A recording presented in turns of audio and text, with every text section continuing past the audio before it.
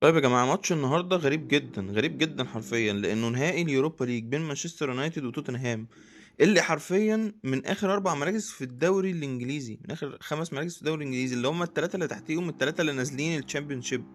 هم لو كانوا خسروا أكتر من كده كانوا نزلوا الاتنين فعلا يعني. الراجل ده خد توتنهام من سيء لأسوأ وأسوأ وأسوأ، يعني بدل ما كانوا بينافسوا على المراكز اللي في نص الجدول، اللي هي يعني سابع تامن تاسع، لا ده خلاهم خلاص كانوا هينافسوا على الهبوط. وكذلك الراجل ده برضو خد مانشستر يونايتد من سيء لأسوأ. مانشستر يونايتد كان برضو في الناس منتصف الجدول، بقى بينافس برضو كان على الهبوط.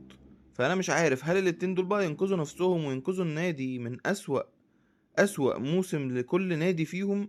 فطبعا المفروض ان الماتش هيبقى سخن جدا، المفروض الماتش هيبقى جامد جدا، لان كل واحد فيهم عايز ينقذ نفسه وينقذ ناديه من موسم مش بس صفري، لا ده موسم سيء. هم حرفيا ضمنوا بقاء في الجدول، مش عشان هم كسبوا كام اخر ماتش، لا علشان اللي تحتيهم فضلوا يخسروا.